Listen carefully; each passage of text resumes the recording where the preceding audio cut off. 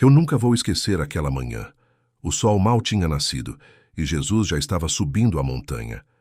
Meu nome é Pedro, Simão Pedro. Alguns me conhecem como o apóstolo, o pescador que largou tudo para seguir o Mestre. Mas naquela manhã, eu era apenas um homem confuso tentando entender quem era aquele rabai que tinha virado minha vida de cabeça para baixo. Já faz tantos anos desde aquele dia. Meus cabelos agora são brancos. Minhas mãos tremem ao segurar a vara de pescar. Mas minha memória daquele dia é cristalina, como as águas do mar da Galileia numa manhã sem vento.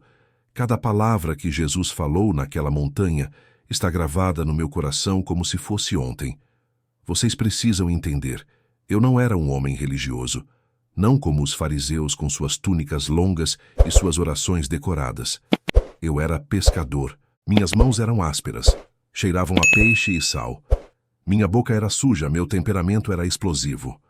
Quando Jesus me chamou, eu estava remendando redes com meu irmão André, xingando os buracos que os peixes grandes tinham feito durante a noite.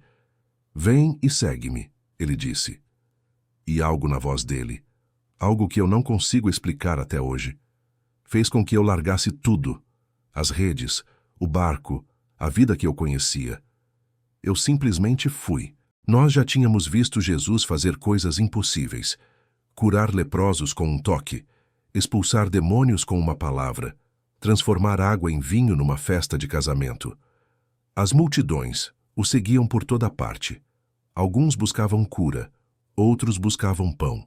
Jesus tinha multiplicado pães e peixes dias antes, e a notícia tinha se espalhado como fogo na palha seca. Mas naquela manhã era diferente. Eu senti no ar. Havia uma expectativa, uma tensão, como se o próprio céu estivesse segurando a respiração. Nós tínhamos acampado perto de Cafarnaum. Eu acordei antes do amanhecer, como sempre fiz a vida toda. Pescador acorda cedo, é da natureza. O ar estava frio, aquele frio cortante da madrugada que faz você puxar o manto mais perto do corpo. As estrelas ainda brilhavam, mas o horizonte já começava a clarear com aquele tom de roxo e laranja que anuncia o sol. Jesus já estava de pé. Ele sempre acordava antes de todos nós. Muitas vezes eu o encontrava orando sozinho, falando com o Pai, como se estivesse conversando com alguém bem ali, face a face. Naquela manhã, ele estava olhando para uma montanha próxima. Não era uma montanha alta, gigante como as que você vê no norte. Era mais como uma colina grande, coberta de grama e flores silvestres, com algumas árvores espalhadas e muitas pedras. Eu me aproximei dele. "Mestre", eu disse, minha voz ainda rouca de sono, "o que estamos fazendo hoje?"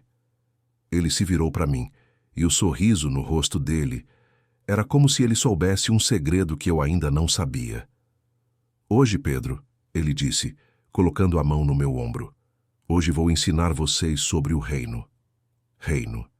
Essa palavra estava na boca de todos. O reino de Deus, o reino dos céus. Nós, judeus, esperávamos esse reino há séculos. Esperávamos que o Messias viesse e expulsasse os romanos, restaurasse Israel, nos fizesse grandes novamente. Eu imaginava batalhas, espadas, um trono em Jerusalém. Eu não fazia ideia do que Jesus realmente queria dizer com reino. "Vamos subir", Jesus disse apontando para a montanha, e então ele começou a caminhar. Eu acordei os outros discípulos, João, meu parceiro de pesca, Tiago, seu irmão, Filipe, Natanael, que preferia ser chamado de Bartolomeu, Mateus, o ex-cobrador de impostos que todos ainda olhavam com desconfiança, Tomé, sempre questionando tudo, André, meu irmão mais novo, Simão, o Zelote, que antes lutava contra os romanos, Tiago, filho de Alfeu, Judas Tadeu e Judas Iscariotes, que carregava a bolsa do grupo e sempre parecia estar contando moedas mentalmente. Nós começamos a seguir Jesus. Mas não éramos só nós. De alguma forma, a multidão já sabia. Eles sempre sabiam. Era como se houvesse um fio invisível conectando Jesus às pessoas quebradas, aos doentes, aos desesperados. Eles sentiam quando ele estava se movendo. Vi um homem coxo sendo carregado por 2 amigos. Uma mulher com uma criança doente nos braços, correndo para não ficar para trás. mendigos, leprosos mantendo distância, mas seguindo mesmo assim. Fariseus. Sim, sempre havia alguns fariseus observando, criticando, esperando Jesus tropeçar em alguma palavra. Saduceus com suas roupas finas. Publicanos. Prostitutas. Ricos e pobres. Jovens e velhos. Centenas de pessoas. Talvez milhares. Todos subindo a montanha atrás de Jesus. O sol estava nascendo agora, pintando o céu com cores que pareciam saídas de um sonho. Vermelho, laranja, dourado, rosa. A luz batia nas nossas costas enquanto subíamos, projetando sombras longas na nossa frente. Eu podia ouvir a respiração pesada das pessoas, os gemidos dos doentes, o choro de bebês, o arrastar de pés cansados na terra seca. Poeira, muita poeira. Centenas de pés levantando nuvens marrons que flutuavam no ar da manhã. O cheiro era de terra, de suor, de humanidade crua e sem filtro. Eu podia sentir pedras pequenas entrando nas minhas sandálias. Meus pés já estavam sujos, minha túnica grudada nas costas pelo calor do esforço. Jesus subia na frente, firme, determinado. Ele não corria, mas também não ia devagar. Era um passo constante, proposital, como se cada passo fosse parte de um plano muito maior. Eu olhei para trás. A visão era impressionante. Uma onda humana subindo a montanha, rostos marcados pela vida dura, olhos cheios de esperança, de dor, de curiosidade, de desespero. Alguns sorriam, outros choravam. Muitos simplesmente caminhavam em silêncio, como se estivessem numa peregrinação sagrada. E talvez estivessem. O vento começou a soprar mais forte conforme subíamos. Aquele vento frio da manhã que corta a pele e carrega o cheiro de flores silvestres e grama molhada de orvalho. Eu puxei meu manto, mas o vento insistia em abri-lo, em me fazer sentir cada rajada. Jesus finalmente parou. Ele tinha escolhido um lugar, uma espécie de anfiteatro natural na montanha. O terreno se abria ali, formando um espaço onde todos podiam se acomodar, com uma grande pedra plana no centro, elevada, como um altar natural, como um trono esculpido pela mão de Deus. Jesus caminhou até aquela pedra. Todos nós paramos. A multidão foi se acomodando, sentando na grama, nas pedras menores, uns apoiando-se nos outros, mães acalmando crianças, velhos tossindo, doentes gemendo baixinho. Mas aos poucos um silêncio foi tomando conta, um silêncio pesado, expectante, sagrado. Jesus olhou para todos nós. Seus olhos percorreram a multidão devagar, como se ele estivesse vendo cada pessoa individualmente, conhecendo cada história, cada ferida, cada esperança secreta. E então, ele se assentou. Na nossa cultura, quando um rabi se assenta, significa que ele vai ensinar com autoridade. Não é uma conversa casual. É uma palavra oficial. É doutrina. É verdade sendo declarada. Meu coração bateu mais forte. João, ao meu lado, segurou minha mão. Sim, nós fazíamos isso, não tinha nada de errado. Eram outros tempos. Eu senti a mão dele tremer. Ou era a minha que tremia? Não sei. Jesus respirou fundo. O vento agitou seu cabelo. A luz do sol, agora mais forte, iluminava seu rosto, criando quase um halo ao redor da sua cabeça. E então, ele abriu a boca. E o que saiu mudou tudo. Mudou o mundo. Mudou a mim. Para sempre. Bem-aventurados os pobres de espírito, porque deles é o reino dos céus. Essas foram as primeiras palavras. E eu confesso, eu não entendi. Bem-aventurados os pobres de espírito? O que isso significava? Eu olhei ao redor. Vi um mendigo. Suas roupas eram trapos sujos, o rosto marcado pela fome e pelo sol impiedoso. Ele tinha se arrastado montanha acima, provavelmente usando as últimas forças que tinha. Quando Jesus falou aquelas palavras, eu vi lágrimas começarem a escorrer pelo rosto sujo dele, grossas, lentas, deixando trilhas limpas na sujeira. Vi uma mulher. Eu a conhecia de vista. Era uma prostituta de Cafarnaum. Todo mundo sabia. Todo mundo a evitava. Ela estava no canto, tentando se esconder, como se não merecesse estar ali. Mas quando Jesus disse pobres de espírito, ela soluçou. um som estrangulado, cheio de anos de vergonha e rejeição. Ela cobriu o rosto com as mãos e chorou, e então eu comecei a entender. Pobre de espírito não era sobre dinheiro, era sobre reconhecer que você está vazio, quebrado, sem nada para oferecer a Deus, exceto sua necessidade. Era o oposto dos fariseus que estavam ali perto de nós, de braços cruzados, com aquela expressão de superioridade no rosto. Eles eram ricos de espírito, cheios de si mesmos, de suas próprias justiças, de seu conhecimento da lei. Mas os quebrantados, os desesperados, os que sabiam que não tinham nada, esses, Jesus estava dizendo, são os verdadeiros donos do reino. Meu peito apertou. Eu me lembrei de quando Jesus me chamou. Eu estava quebrado também, só não sabia. Achava que minha vida de pescador era tudo que eu tinha, que eu estava no controle, mas no fundo eu era vazio. Buscava algo mais e não sabia o quê. Jesus continuou, sua voz calma, mas penetrante, carregada pelo vento para cada canto daquela montanha. Bem-aventurados os que choram, porque serão consolados. Que contradição era aquela? Como alguém que chora pode ser feliz? Bem-aventurado. Mas então eu vi. Vi uma mãe segurando um filho morto nos braços. Não, espera. O menino estava vivo, mas muito doente, quase sem vida.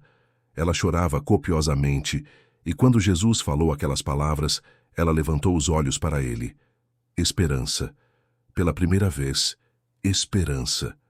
Vi homens chorando, sim, homens duros, trabalhadores que nunca chorariam em público normalmente.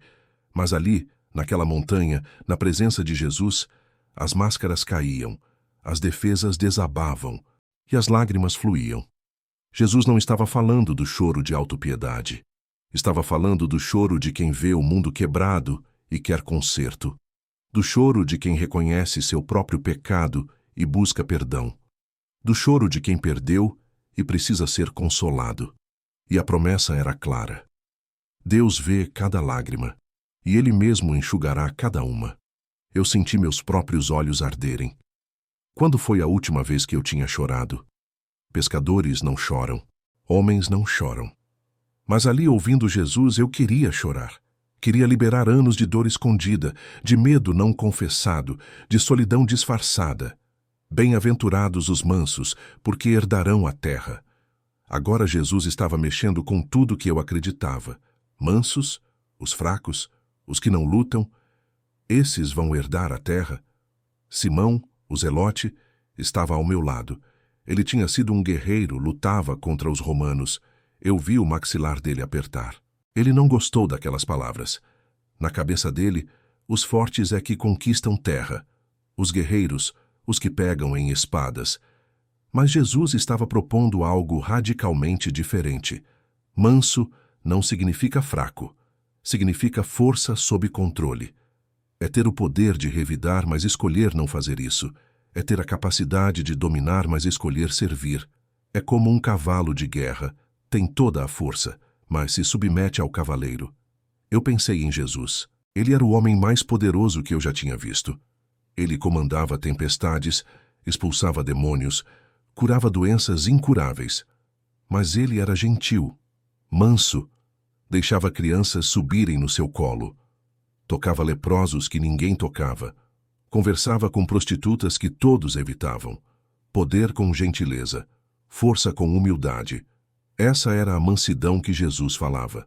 E a promessa? Herdarão a terra. Não através de conquista violenta, mas através de transformação pacífica. O reino de Deus não vem com exércitos, vem com amor. Bem-aventurados os que têm fome e sede de justiça, porque serão fartos. Justiça. Essa palavra mexia comigo. Eu via injustiça todos os dias. Romanos oprimindo meu povo. Ricos explorando pobres. Cobradores de impostos. Eu olhei para Mateus, que baixou os olhos envergonhado. Roubando viúvas e órfãos. Fariseus adicionando fardos pesados nas costas das pessoas, enquanto eles mesmos não moviam um dedo. Eu tinha raiva. Muita raiva. Eu queria justiça. Queria ver os maus punidos e os bons recompensados, mas minha sede de justiça era misturada com sede de vingança. Jesus estava falando de algo diferente, fome e sede de justiça verdadeira, do reino de Deus estabelecido, do certo prevalecendo. Não através de vingança humana, mas através de intervenção divina. E a promessa serão fartos, completamente satisfeitos, não nesta vida apenas, mas na eternidade. A justiça perfeita de Deus prevalecerá. Eu vi um homem velho, curvado pelo peso dos anos e da injustiça. Provavelmente tinha perdido terras para algum romano corrupto. Ele assentiu lentamente quando Jesus falou, como se dissesse, sim, sim, eu tenho fome dessa justiça, e eu esperei a vida toda por ela. Bem-aventurados os misericordiosos, porque alcançarão misericórdia. Misericórdia.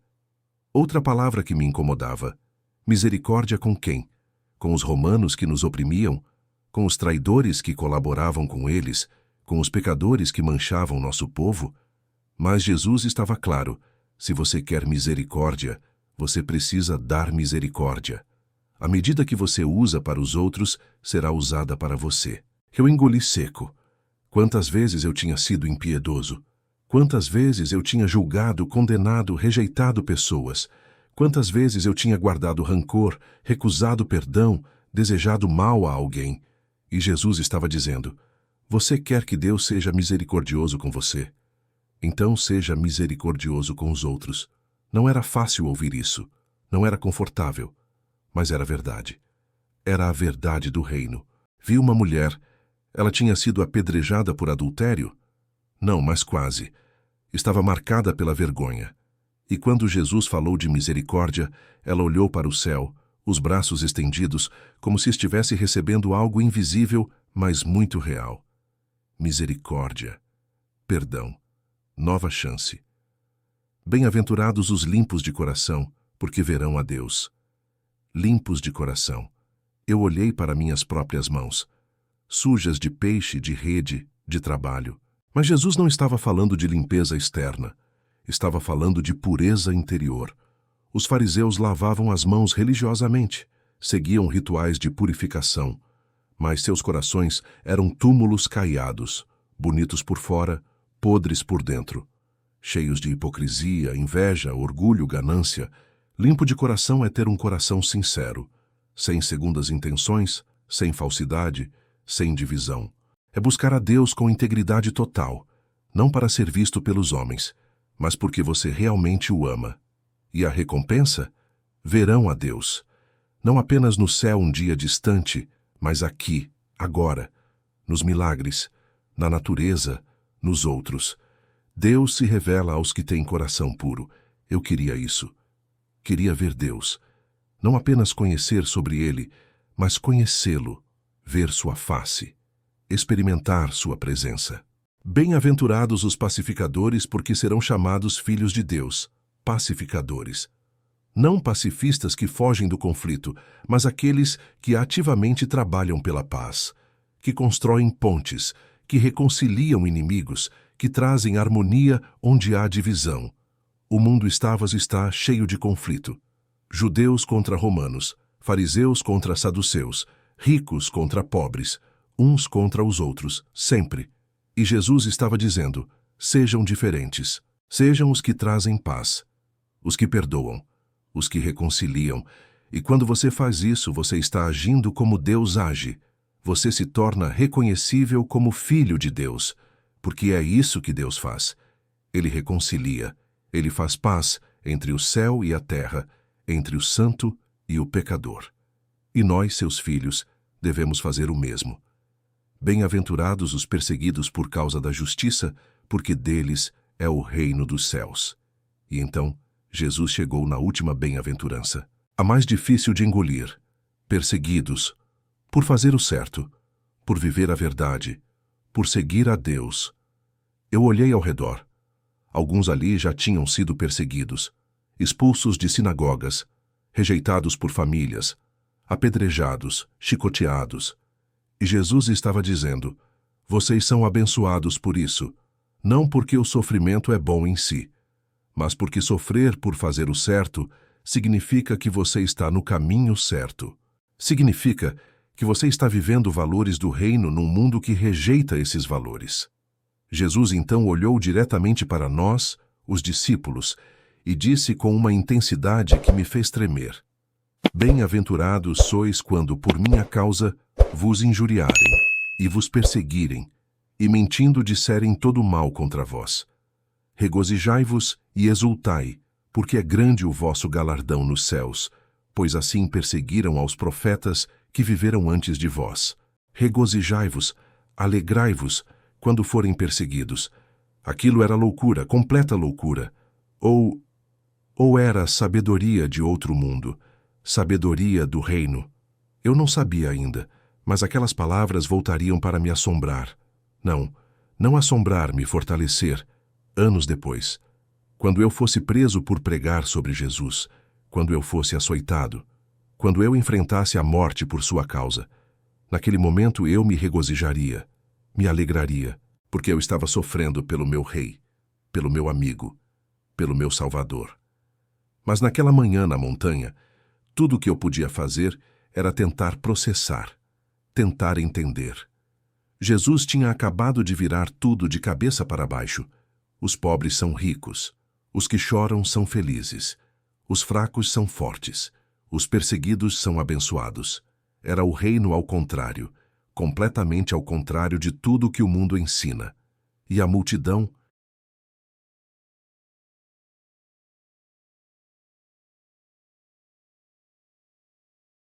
A multidão estava em silêncio. Um silêncio profundo, pesado, sagrado. Algumas pessoas choravam baixinho.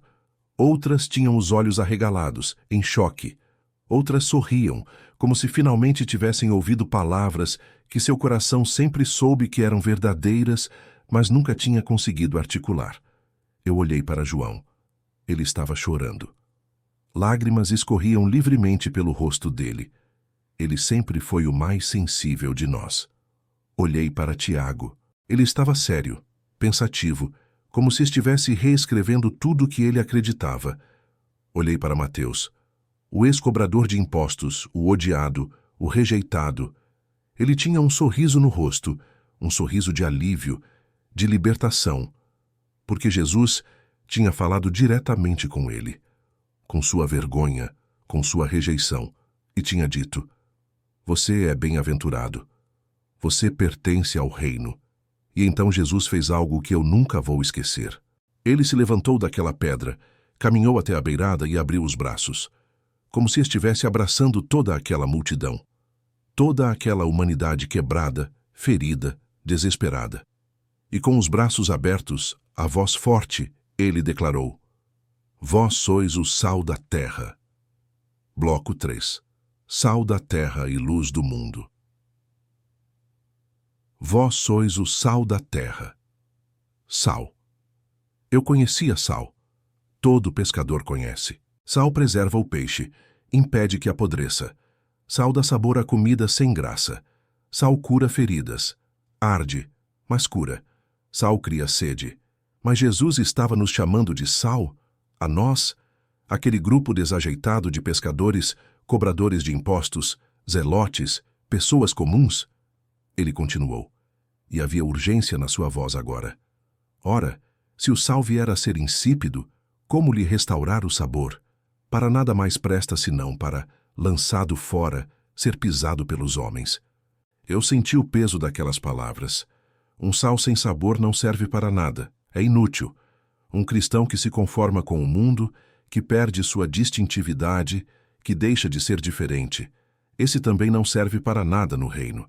Era um aviso, uma advertência. Não basta estar aqui ouvindo. Não basta dizer que segue a Jesus.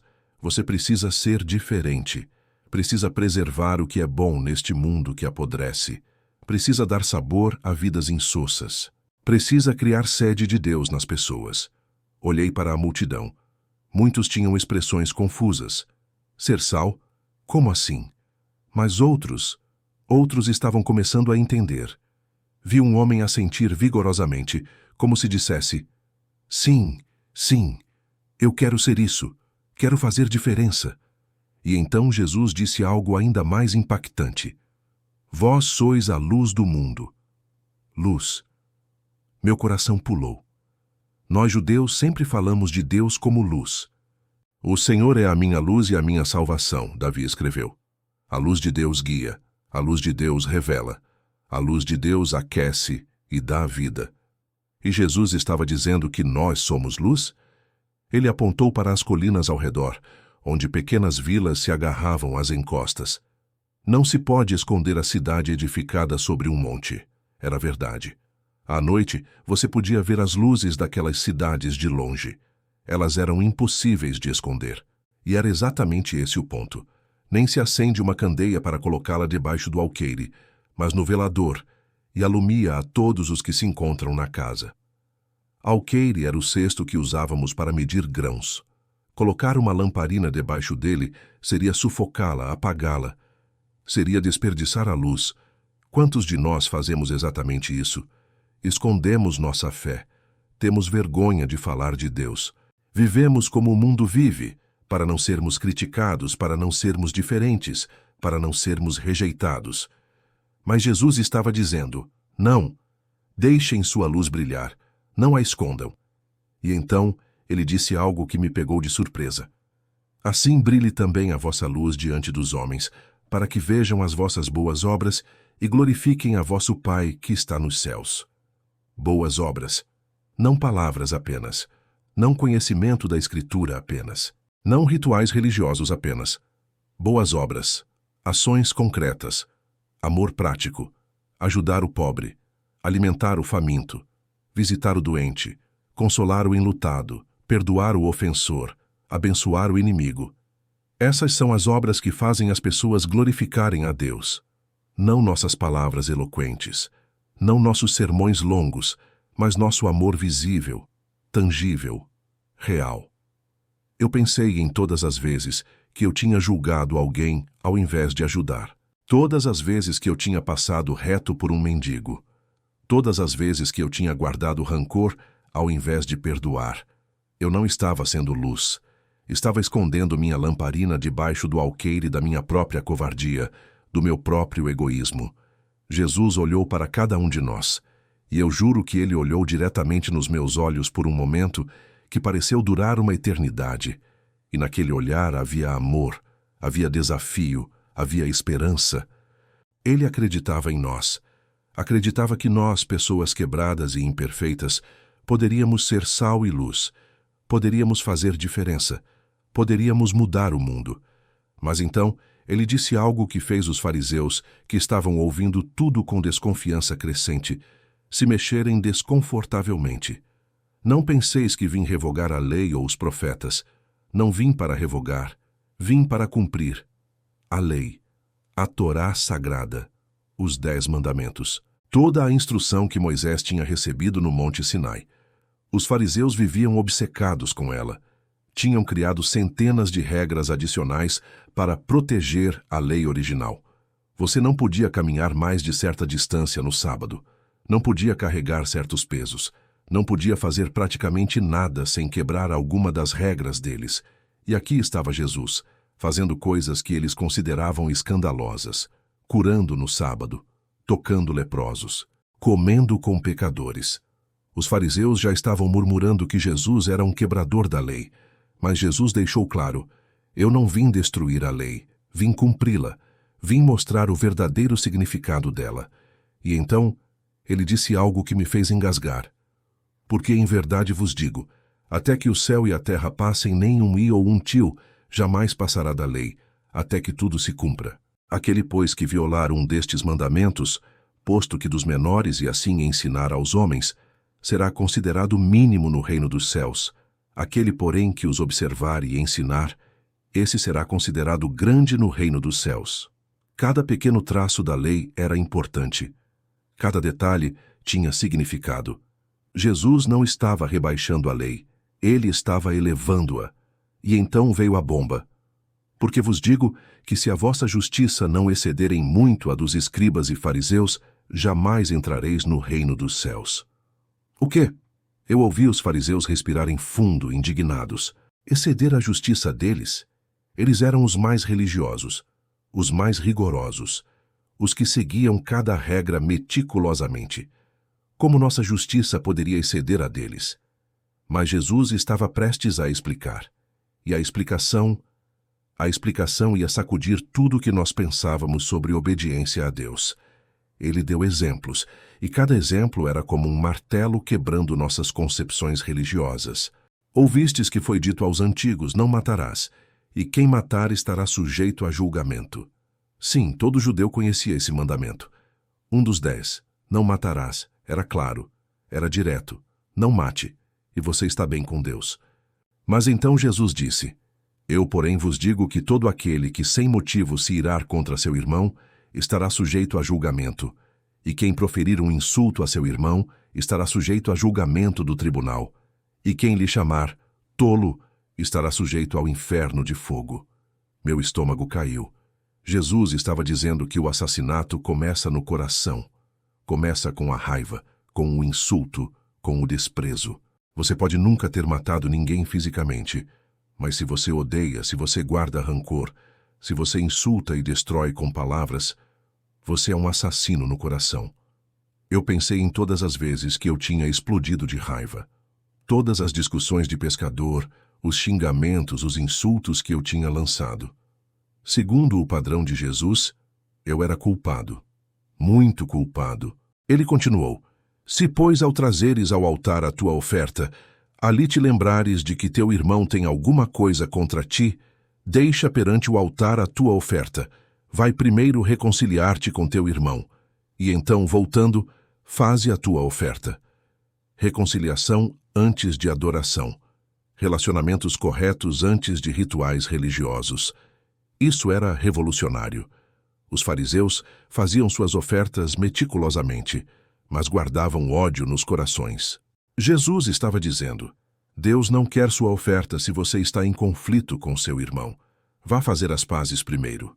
Outro exemplo. Ouvistes que foi dito, não adulterarás. Outro dos 10 mandamentos. Claro, direto. Não tenha relações sexuais com alguém que não é seu cônjuge. Eu, porém, vos digo, qualquer que olhar para uma mulher com intenção impura no coração, já adulterou com ela. O silêncio que caiu sobre a montanha foi absoluto. Todos os homens ali, eu incluído, éramos culpados. Todos nós tínhamos olhado com luxúria. Todos nós tínhamos fantasiado. Todos nós tínhamos pecado nos pensamentos, mesmo que nunca tivéssemos cometido o ato físico. Jesus estava nos mostrando que Deus não olha apenas para o exterior. Ele vê o coração. Ele conhece os pensamentos. Ele sabe os desejos secretos. E ele nos julga não apenas pelas ações, mas pelas intenções. Isso era impossível. Como alguém pode controlar cada pensamento? Como alguém pode ser puro não apenas nas ações, mas também nos desejos mais íntimos? E então, Jesus disse algo que me fez estremecer. Se o teu olho direito te faz tropeçar, arranca-o e lança-o de ti, pois te convém que se perca um dos teus membros e não seja todo o teu corpo lançado no inferno. E se a tua mão direita te faz tropeçar, corta-a e lança-a de ti, pois te convém que se perca um dos teus membros e não vá todo o teu corpo para o inferno. Ele estava sendo literal? Devíamos realmente arrancar olhos e cortar mãos? Não. Ele estava usando hipérbole, exagero para enfatizar um ponto. O ponto era, leve o pecado a sério. Muito a sério. Tão a sério que você estaria disposto a qualquer sacrifício para removê-lo da sua vida. O pecado não é brincadeira. O pecado destrói. E é melhor perder qualquer coisa, do que perder sua alma. Jesus continuou com mais exemplos. Divórcio, juramentos. Cada um mostrando que ele não estava suavizando a lei. Ele estava mostrando que ela ia muito mais fundo do que pensávamos. Os fariseus obedeciam à letra da lei, mas violavam o espírito dela. Eles não matavam, mas odiavam. Não adulteravam, mas cobiçavam. Não quebravam juramentos, mas manipulavam com palavras. Jesus estava expondo a hipocrisia e estava chamando a um padrão muito, muito mais alto. Um padrão impossível. Humanamente impossível. A menos que houvesse uma transformação interior. Uma mudança de coração. Um novo nascimento. E enquanto eu ouvia, Enquanto o peso da impossibilidade da obediência perfeita caía sobre mim como uma pedra gigante, eu comecei a entender algo. Jesus não estava nos dando uma lista de regras para ganharmos o céu. Ele estava nos mostrando que nós nunca poderíamos ganhar o céu por nós mesmos. Estávamos todos condenados. Todos nós falhamos. Todos nós precisávamos de algo mais que regras. Precisávamos de um Salvador. E ele estava bem ali na nossa frente nos ensinando. Bloco 4. Olho por olho e amor aos inimigos. Jesus não parou. Ele continuou. E cada palavra era como uma espada cortando mais fundo, expondo mais, desafiando mais. Ouvistes que foi dito: olho por olho, dente por dente. Essa era a lei da retribuição justa. Se alguém te machuca, você pode machucá-lo de volta na mesma medida. Não mais, não menos. Era justiça. Era equilibrado. Era o que mantinha a sociedade funcionando. Todo mundo aceitava isso. Era senso comum. Alguém te dá um soco, você dá um soco de volta. Alguém rouba de você, você toma de volta. Era justo. Mas então Jesus disse algo que fez meu mundo parar de girar. Eu, porém, vos digo, não resistais ao perverso, mas a qualquer que te ferir na face direita, volta-lhe também a outra. O quê? Outra face? Deixar alguém te bater de novo? Não revidar? Isso era insanidade. Simão, o zelote que tinha sido guerrilheiro contra Roma, ficou tenso como uma corda de arco ao meu lado. Eu podia ver a veia pulsando no pescoço dele. Ele tinha passado anos lutando, revidando, resistindo. E Jesus estava dizendo para não resistir? Mas espere. Espere. Havia algo mais profundo aqui. Quando alguém te bate na face direita, se você pensar bem, eles provavelmente usaram as costas da mão direita. Era um tapa de insulto, de desprezo. Não era para machucar fisicamente, era para humilhar. E Jesus estava dizendo: quando alguém tentar te humilhar, ofereça a outra face. Não revide com violência. Não entre no jogo deles. Quebre o ciclo. E ao que quer demandar contigo e tirar-te a túnica, deixa-lhe também a capa. A túnica era a roupa de baixo. A capa era a roupa de cima.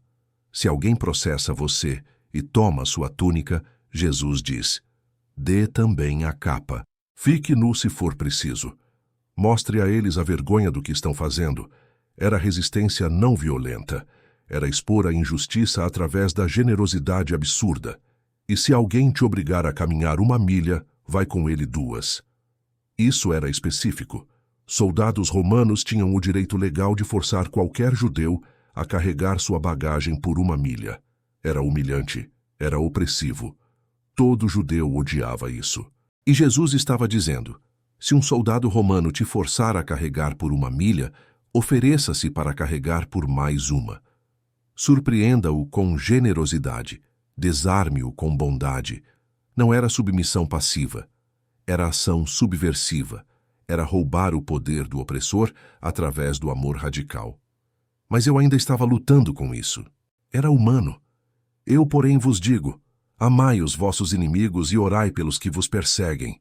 Não, não, isso era demais. Amar inimigos, amar e ainda orar por eles, por aqueles que nos machucam, nos perseguem, nos oprimem. O murmúrio na multidão ficou mais alto. Algumas pessoas estavam balançando a cabeça incrédulas. Eu podia ver raiva nos rostos de alguns, especialmente nos zelotes, que tinham dedicado suas vidas a lutar contra os inimigos de Israel. Mas Jesus não recuou. Ele explicou: para que vos torneis filhos do vosso Pai Celeste, porque ele faz nascer o seu sol sobre maus e bons, e vir chuva sobre justos e injustos. Deus ama seus inimigos. Ele dá sol e chuva, tanto para os bons quanto para os maus. Ele é bom para todos, não apenas para aqueles que o amam. E se queremos ser como Deus, se queremos ser reconhecidos como seus filhos, precisamos amar como Ele ama, sem condições, sem limites, mesmo quando dói. Porque se amardes os que vos amam, que recompensa tendes? Não fazem os publicanos também o mesmo? Publicanos, cobradores de impostos, como Mateus, o mais odiado dos odiados. Até eles amam aqueles que os amam. Isso não é extraordinário. Isso é natural, fácil, automático. E se saudardes somente os vossos irmãos, que fazeis demais? Não fazem os gentios também o mesmo? Gentios, os não-judeus, os pagãos. Até eles são gentis com seus próprios grupos. Não há nada especial nisso.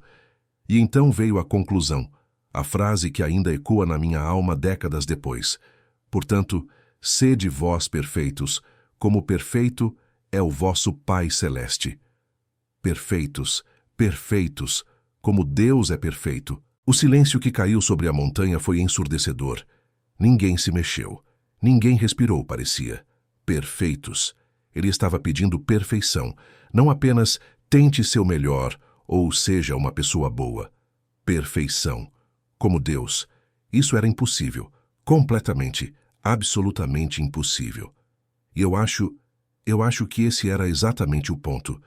Jesus estava nos mostrando o padrão verdadeiro, não rebaixado, não diluído, o padrão do reino de Deus.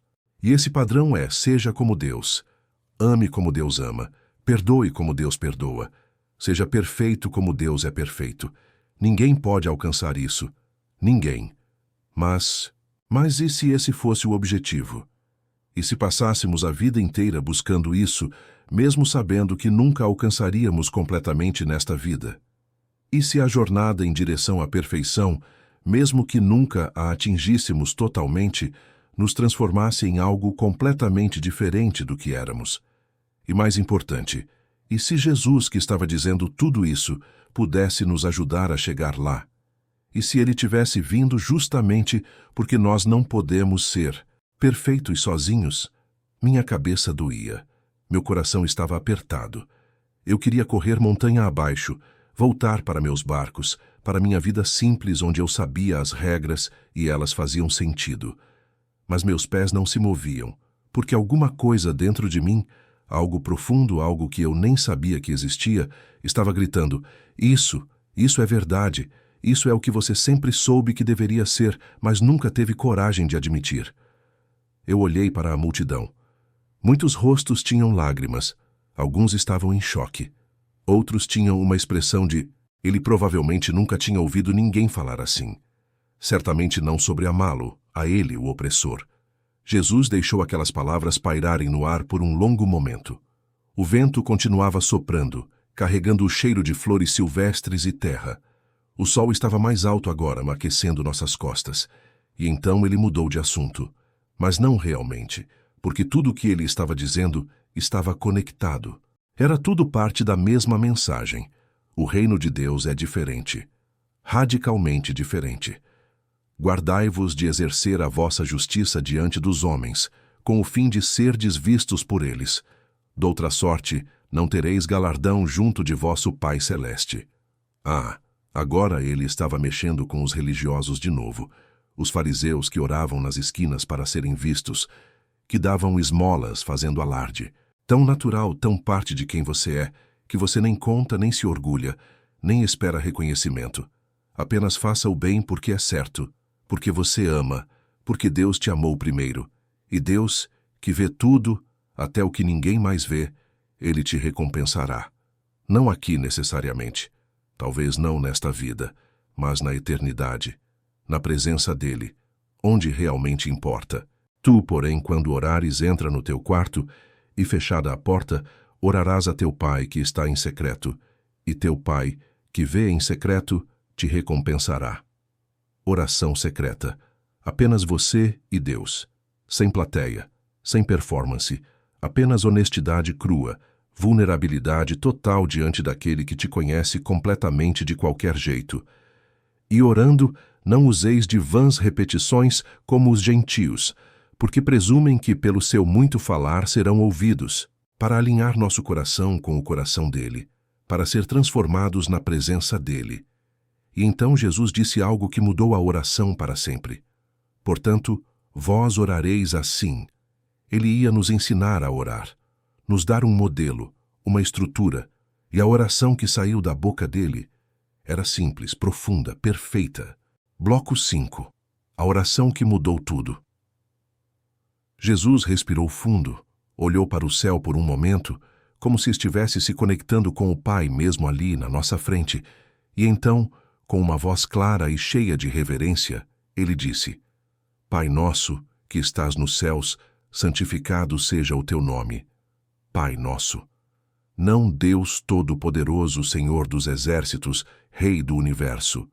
Embora ele seja tudo isso. Pai. Pai nosso. Ninguém pode servir a dois senhores, porque ou há de aborrecer-se de um e amar ao outro, ou se devotará a um e desprezará ao outro. Não podeis servir a Deus e às riquezas. Aqui estava a escolha definitiva: Deus ou dinheiro, reino ou riquezas, eternidade ou temporalidade. Você não pode ter os dois, não pode amar os dois, não pode servir os dois. Um será seu mestre, um terá seu coração, um determinará suas decisões. Ora, se vós que sois maus, sabeis dar boas dádivas aos vossos filhos, quanto mais vosso Pai que está nos céus dará boas coisas aos que lhe pedirem. Se nós, imperfeitos, egoístas, falhos, sabemos dar coisas boas aos nossos filhos, quanto mais Deus, perfeito, amoroso, generoso, dará boas coisas a nós. A lógica era inescapável. Deus é o melhor pai possível. Ele quer dar. Ele ama dar. Não se incomode com Deus. Faça o que parece certo aos seus próprios olhos. É um caminho popular, cheio de gente, e parece tão atraente, tão normal, mas leva à perdição, destruição, morte, separação eterna de Deus, porque estreita é a porta e apertado o caminho que conduz para a vida, e são poucos os que acertam com ela. O caminho estreito. Difícil, requer sacrifício, requer negação de si mesmo. Não basta a aparência de piedade. O que importa é fazer a vontade do Pai. Obediência real, transformação genuína, vida mudada. Muitos naquele dia hão de dizer-me: Senhor, Senhor. Porventura, não temos nós profetizado em teu nome, e em teu nome não expelimos demônios, e em teu nome não fizemos muitos milagres? Muitos, não poucos, muitos. Pessoas que fizeram coisas impressionantes, profetizaram, falaram mensagens espirituais, expulsaram demônios, ministraram libertação, fizeram milagres, viram poder sobrenatural, tudo em nome de Jesus. Mas, então lhes direi explicitamente: nunca vos conheci. Apartai-vos de mim, os que praticais a iniquidade. Nunca vos conheci. Não eu te conheci, mas você me decepcionou. Não, você era meu, mas se desviou. Nunca. Nunca houve relacionamento real. Nunca houve conhecimento íntimo. Era tudo performance. Era tudo exterior. Irreversível. 2 homens, 2 casas. Mesmas tempestades. Resultados completamente opostos. Por quê? A fundação.